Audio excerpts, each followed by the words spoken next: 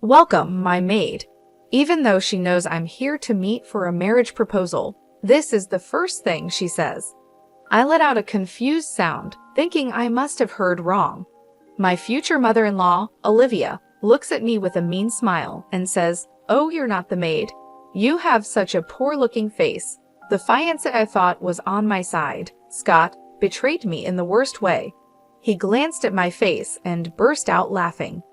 "You're right. She does have a poor-looking face. I'd love to see her parents." "Really? I wonder if your parents would faint from shock at seeing a house as wealthy as ours," Olivia added. Olivia and Scott kept looking down on me, even making fun of my parents. I couldn't take it anymore and sent a message to my father while they weren't looking. He replied quickly, saying he would come right away. "I'm going to get some fresh air," I said, unable to bear Scott's insults any longer. "Don't run away." Scott's rude laughter echoed as I left to wait for my father's arrival. 15 minutes later, I introduced my father, Richard, to Scott and his mother. "Here's the slave's father," Scott said. His voice was calm, but his eyes were not smiling. "Wait, father, mother," Olivia said, her face going pale when she recognized my father. "I am Kelly, turning 31 this year, working in a small company. I've lived my life trying not to stand out. That's why I usually wear just foundation and prefer navy or black clothes. I don't wear contacts and instead have thick glasses because of my high prescription. The reason for being so low-key is that my father had a high-profile job, and it influenced me since childhood. My father is an actor. He was quite popular back in the day, often surrounded by women when walking through town. Though he usually played supporting roles, he still appears on TV quite often and is moderately well known. Middle school was tough because of my father. Classmates would ask for his autograph, and their parents wanted to meet him. Since I refused all these requests, I was often criticized. I must have seemed unfair to them. I even faced bullying from jealous classmates. I didn't want to trouble my dear father, and I also hated the idea of being seen as showing off. Struggling with these thoughts, I dressed simply and went to a high school where no one knew me. Luckily, I had a common last name, so I could live normally from then on. Because of my plain appearance, men didn't approach me, allowing me to enjoy a carefree student life. I loved talking about comics with my female friends, and those times felt like the happiest moments for me. I met my fiancé, Scott, after I started working. Scott worked for the company that leased the copy machines to the place where I worked. I didn't talk to him much at first. Scott would come to check on the copy machine, and we would exchange a few words during his visits. Our relationship changed a lot one day when the copy machine broke. I was busy preparing materials for a meeting the next day, and when the machine stopped working, I panicked. I wouldn't be able to get the materials ready without it, so I called Scott. Scott came quickly and checked the copy machine. "Can it be fixed?" I asked him, worried. He smiled and said, "Don't worry, I'll take care of it." I fell in love with Scott's smile right then. Unfortunately, the copy machine couldn't be fixed, but Scott arranged for a replacement. We managed to prepare the materials in time for the meeting. Having fallen for Scott, I made an effort to get closer to him. I asked for his contact information and called him often. Then I confessed my feelings to Scott, and we started dating. Scott was always very kind. He was always considerate, and I had never seen him angry. I thought he would continue to be kind even after knowing about my father. So, after dating for 2 months, I boldly proposed to Scott, and he happily accepted. I remember being very happy. However, there was one thing that worried me: my appearance. I had always worn thick glasses, even on dates, and I dressed plainly. It was a habit that was hard to break. The real me looked just like my father, with distinct features because of my appearance. In middle school, other girls envied me, and I've been judged by boys because of how I look. It was tough, but I thought it would be okay with Scott. I planned to change my appearance little by little for the man I loved. However, after getting engaged to Scott, I started feeling more uncomfortable. Before our engagement, Scott seemed kind, but recently, he started making comments that made me feel bad. The other day, we went to a bridal fair to choose a wedding venue because Scott suggested it. The place he took me to was very fancy. It was a beautiful guest house perfect for a big wedding with over 200 guests. Seeing that, I felt confused. I don't have many friends from school, and I didn't want to stand out. I had hoped for a small ceremony at a smaller venue. I wanted to go home right away, but Scott seemed to be having a good time, so I didn't bring it up. I stayed and went along with it. After it was over, we stopped by a cafe, and Scott was in a great mood. The wedding venue we saw earlier was nice, wasn't it? I'd like something even more extravagant, he said while drinking coffee. I felt anxious and decided to tell Scott what I wanted. I was thinking a small wedding with just the two of us might be nice. I don't like standing out too much. I thought kind Scott would understand. However, the reality was very different. Scott looked at me and laughed in a mean way. A plain girl like you wouldn't fit in a place like that. There's probably no dress that suits your thick glasses. I was shocked by Scott's comment. Isn't a wedding about both families? I asked. My family is wealthy, and not having a big wedding would be embarrassing, he continued. I was speechless. The Scott who had always been kind was now looking down on me like he was a different person. I was deeply hurt by his attitude. To my confusion, Scott made an even worse comment. You should just keep quiet and do as I say, he added. Scott looked at me with a serious face and said, a plain woman like you should be grateful to get married at all. His harsh words shocked me, and I even felt scared. Then, suddenly, Scott smiled and said, I'll decide everything for you, so you just need to do what I say, okay? I didn't know how to respond, so I just smiled awkwardly. Maybe getting engaged to Scott was a mistake, but it was too late to pretend it never happened. I had already told our parents and my company about our engagement. Despite everything, I still loved Scott. I hoped he would go back to being the kind person he was before we got engaged. So, even though I was confused by Scott's changes, I felt I had no choice but to continue with the engagement. Scott kept making comments that troubled me, and with each one, my heart felt more hurt. But I couldn't bring myself to hate him. Even when I thought about breaking up, I remembered the kind Scott I used to know. I still loved him, so despite my confusion, I stayed in the relationship. Then, one day, something happened that confused me even more. It was the day Scott and I finalized our wedding venue. After visiting several places, Scott chose the luxurious guest house we first visited. With pride, he said, a lavish ceremony really suits me. It's unfortunate for you, though. Scott laughed, and it hurt me. We went to the guest house to sign the paperwork. On the way, I saw someone I didn't expect. Oh, is that you, Scott? It was a woman. Scott looked surprised and said, Mom, what are you doing here? He then introduced us. Kelly, this is my mom, Olivia. Mom, this is Kelly, my fiancée. I told you I was getting married, remember?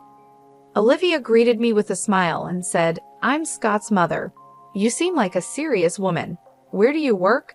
You must be working at a big company, right? This was my first time meeting Scott's mother. I nervously told her about my company and that I do clerical work. Olivia made a puzzled face and said, I've never heard of that company. Scott then joined our conversation and said, Kelly's company is one of my clients. It's a small company with about 20 employees, so it's natural you haven't heard of it. After hearing Scott's explanation, Olivia's face turned grim. I thought since you were Scott's fiancé, you'd be working at a more reputable company. Doesn't that mean your salary is low? Are you planning to make Scott suffer? Olivia's words caught me off guard. I felt embarrassed and quickly said, I'm sorry, my salary isn't very high at my current job. I had no choice but to apologize to Olivia. Olivia sighed heavily and said, Can you at least not rely entirely on Scott? Our family is from a distinguished background. We don't need a woman with a questionable background. I didn't know how to respond to her harsh words.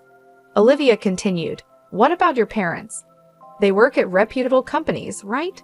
She glared at me with narrow eyes.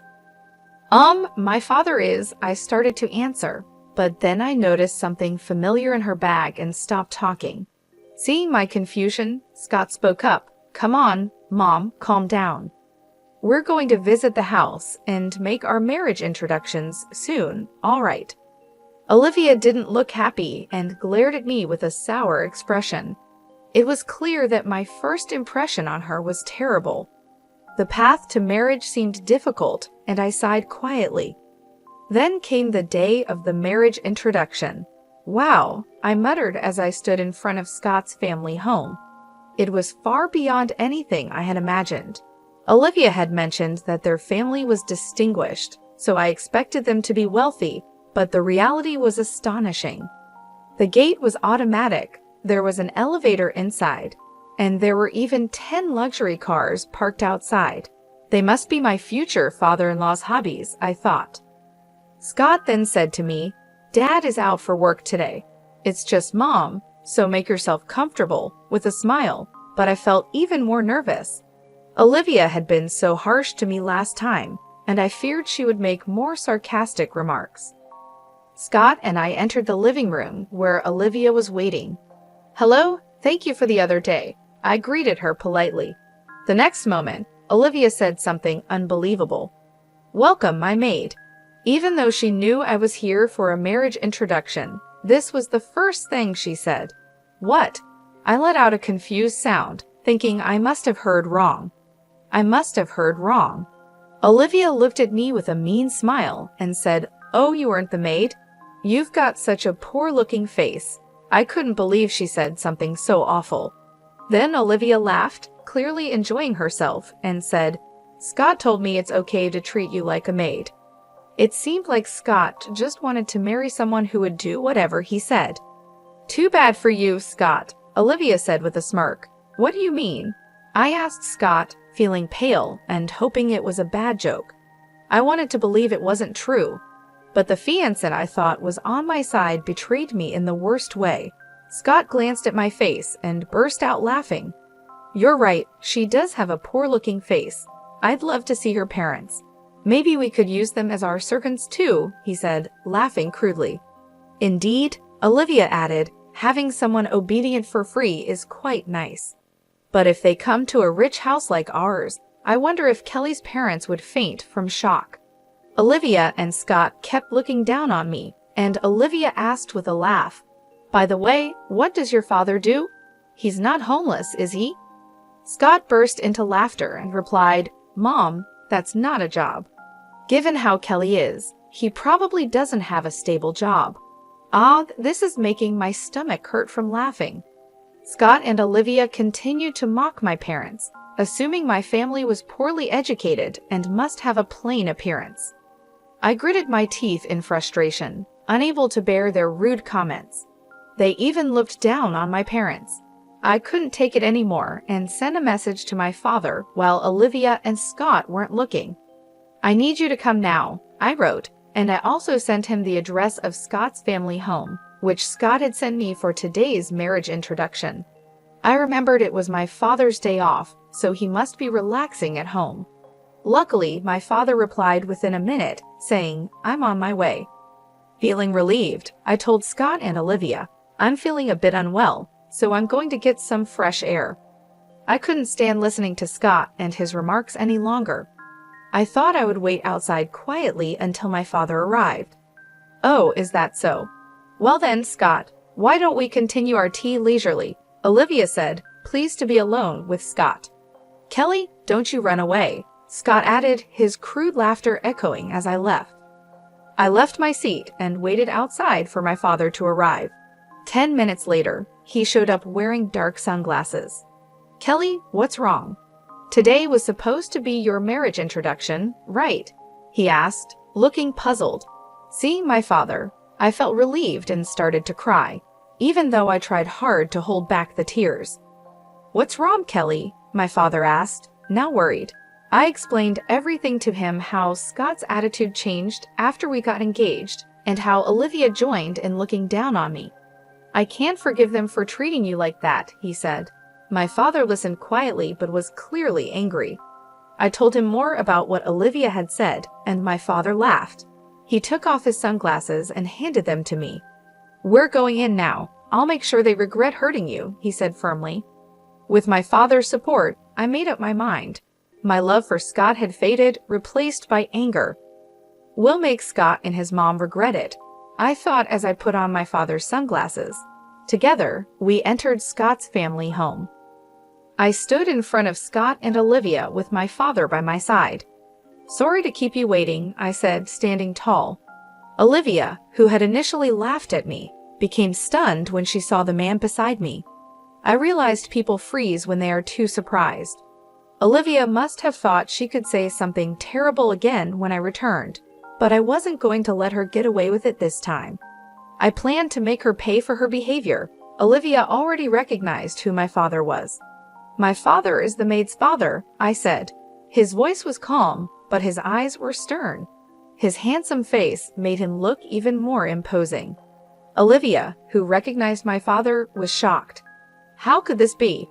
Why is Richard here? Is this some kind of joke?" she asked, her cheeks turning red and her eyes sparkling like a young girl's. Scott stood there, clueless and stunned. My father didn't answer Olivia's questions, but kept staring at her and Scott. Olivia blushed under his gaze, which was quite embarrassing for a woman of her age. I looked at Olivia with a cold stare. Scott, now regaining his composure, asked in confusion, "Richard? Mom, is he a friend of yours?" Scott probably didn't know about my father. He's quite well known among Olivia's generation, but younger people might not recognize him unless they watch TV dramas. Olivia glared at Scott. "Scott, how rude of you. This man is a famous actor and my first love." Scott looked shocked and confused. Then Olivia turned to my father, smiling and speaking to him. "I'm a big fan of yours, Richard. See, look at this," she said, pulling out her purse to show my father a keychain that only fan club members can buy. "I've been a fan for over 22 years, she added, expressing her admiration. "Mom," Scott seemed appalled by Olivia's sudden change in behavior. Olivia continued talking to my father, clearly thrilled to see her favorite actor. However, my father's gaze on Olivia was stern. After remaining silent, my father finally spoke up. "I understand that you're a fan of mine. However, did you try to treat my precious daughter Kelly as a maid?" My father's words made Olivia, who had been full of energy, turn pale and freeze. She started trembling. Ignoring her, my father continued, "And you assumed I was homeless without even meeting me. That's quite rude of you." My father glared at Olivia, who started to panic. "No, I didn't know Kelly's father was you. Having you join the family is more than welcome, right, Scott?" Olivia said desperately, looking to Scott for support. "Yes, of course," Scott replied, clearly feeling pressured by Olivia. Olivia tried to justify herself to my father, saying, "If I had known, I would have behaved more politely. Please understand, my earlier comments were out of jealousy. I was afraid of losing my son." I was dumbfounded listening to Olivia. She had been looking down on me and my father, but now she was trying to change her tone just because she knew who my father was. She even said, "Kelly is a wonderful woman who resembles Richard." Watching their interaction, I thought, I can't let my father be troubled any further. This is my issue. I should be the one to speak up to Olivia. So I told her, "I'm breaking off the engagement with Scott. There's no way you'll become family with my dad." "What? Kelly, please reconsider. This is my chance to become family with Richard," Olivia said, looking almost tearful. Despite all her terrible behavior towards me, her tearful face couldn't be trusted. I looked at Olivia coldly, but she still thought she could convince me. Seeing me silent, she smiled and said, "You want to marry Scott, don't you? I won't oppose it anymore. It's okay, I'll do anything for you." Olivia was desperate to become part of my father's family, willing to do anything, which was a complete change from her earlier attitude. I felt contempt for Olivia's quick change of heart. Softly, I said, "No, thank you. What? What did you say? Olivia tilted her head, pretending not to hear me. This time, I shouted louder, I absolutely do not want to become family with you. Olivia was shocked by my outburst. I confronted her. You made rude remarks about my job and spoke terribly about my father. I can never forgive that. I made my stance clear. Olivia, realizing she couldn't convince me, turned to my father and said with a smile, Kelly says this, but Richard, you want your daughter to be happy, right? Our family is wealthy and she'll be happy with us. Some people think money brings happiness, but not me. My father, understanding my feelings, responded to Olivia, Kelly values love over money. Besides, our family has money. I, being an actor, earn a decent amount. Olivia was at a loss for words. It wasn't surprising my father is a well-known actor who appears often in dramas and doesn't struggle with money. Given our family's wealth, there's no reason for me to marry just for money. Olivia fell silent, unable to come up with a good argument. Then my father continued, You say you're a fan of mine, but I despise anyone who mistreats my precious daughter. Could you please not call yourself a fan anymore? Saying this, my father glared at Olivia. She burst into tears and said, If Richard hates me, I won't be able to live. Olivia sobbed uncontrollably. Scott, who had been silent until now, began to speak. You've been quite bold, Kelly. You'll regret it if you break off our engagement. No one will want someone like you, he laughed. Wait a minute, Scott. Olivia tried to stop him, worried about my father's reaction, but Scott continued, I chose a plain woman like you, thinking you'd be obedient. I planned to cheat on you with prettier girls once we were married. Now my plan's ruined. Hearing Scott talk about such things made me realize I had made the right decision.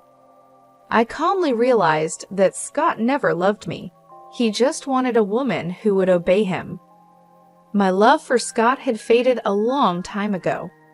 While I was thinking this, Scott kept making selfish statements. My father gritted his teeth, looking like he might grab Scott at any moment. It seemed like my turn to fight back. Dad, wait, I said, stomping my father. I let out a smile while still wearing my sunglasses. What's up? Scott seemed a bit surprised by my calm smile. Is this still plain? I asked, taking off the sunglasses with a flourish. Scott froze, staring at my face. I had applied makeup after meeting my father and crying.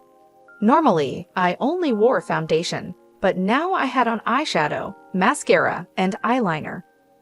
Just a bit of eye makeup had significantly changed my appearance. Is that really you, Kelly? Scott's face turned a bit red. He seemed mesmerized by my makeup-enhanced face. Yes, it's me. I've always downplayed my looks to avoid standing out, but I've decided to stop hiding myself, I said. Until now, I had tried to avoid attention because of my father's fame, but being insulted by Scott and Olivia made me realize it was okay to stand out a bit and show my true self. Scott, with a flushed face, said, If you had been like this from the start, I would have been nice to you. We can still start over. Come on, let's get engaged again, and introduce me to some beautiful actresses through your father. Who would continue with the engagement now, especially with the nerve to ask for actress introductions? I made my stance clear to Scott. The engagement is over. I don't need someone like you anymore. I'll cancel the wedding venue too. What? Scott was stunned, but I wasn't going to let him off easily. Of course, you'll be bearing the cancellation fee for the wedding venue. That's only fair, I continued.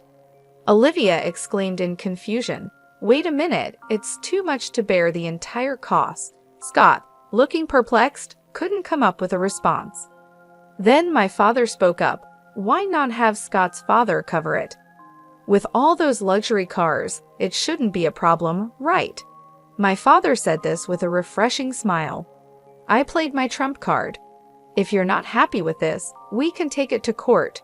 Remember, my father is a famous actor, and news about this could stir up his extreme fans who might retaliate. My father has many enthusiastic fans. A critic who once spoke poorly of my father faced severe harassment prank calls and letters with knives. It was so bad that it even made the news. Olivia, remembering that incident, turned pale. She quickly urged Scott, you must cover all the cancellation fees. We don't know what might happen."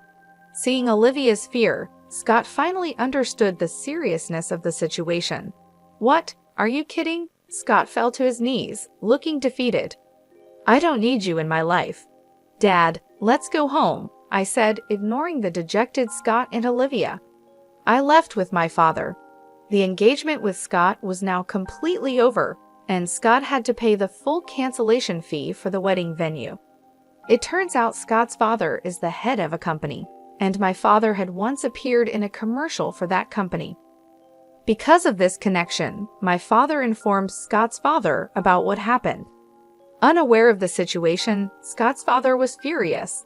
He confronted Scott and Olivia harshly, demanding that Scott cover the full cost of the wedding cancellation. As a result, Scott was left with a huge financial burden. The consequences also affected Olivia. She faced divorce initiated by Scott's father. Their treatment of us was one issue, but it wasn't the only reason. Apparently, Olivia had a habit of wasting money, spending a lot on fan activities for my father. The money came from Scott's father, who had already lost patience with her. Moreover, my father revealed that Olivia had sent him inappropriate love letters, writing things like, "I want to divorce and marry you, Richard. My current husband is just a source of money." This enraged Scott's father. Despite Olivia's resistance, the divorce went through with the help of lawyers. I heard rumors that Olivia, saying this wasn't supposed to happen, was now living in tears. She had also been expelled from my father's fan club because of her troublesome behavior. It was probably inevitable. I can't imagine Olivia finding happiness after losing everything. She got what she deserved. Astonishingly, 8 months later, Scott was arrested. He couldn't forget me after I took off my sunglasses that day. Scott started showing up frequently in front of my house. Even after I quit my job, he called me often, begging me to reconsider our engagement, crying on the phone, saying, "I need you, no one else will do." He was only fixated on my looks. Scott cried and clung to his phone, but he was probably only interested in my appearance. The difference between my look before and after makeup was significant. I don't need a man who only cares about looks. I politely refused and then blocked his calls. However, Scott's actions became more intense. I went to the police several times, and sometimes I was even threatened with danger. After a lot of thought, I finally filed a report with the police, and my father agreed with my decision. Eventually, Scott was arrested for trying to break into our house. After his arrest, it seems Scott was fired from his job. Now, all that's left for Scott is a large amount of debt. He probably won't be able to live a decent life anymore. It's the consequence of looking down on people so much. Since then, I've been working as my father's manager. The job is much more challenging than my previous clerical work. I manage my father's schedule, accompany him on site visits, greet people, and negotiate salaries. Before, I only commuted between the company and home, talked to a few people in the office, and mostly worked on the computer. Now, meeting people and talking has become a big part of my job. It's a huge change from before, but I find it incredibly enjoyable. Being a manager is a glamorous job, but it's not just about that. I support my father behind the scenes so he can focus on his acting career. The work hours are irregular, and you need to be adaptable. Most importantly, it's a job that lets me closely support my father. I want to repay him for all the worry I've caused. It's a job I've just started, and there will surely be many challenges, but I want to keep moving forward and do my best alongside my beloved father. Today, I continue to do my best.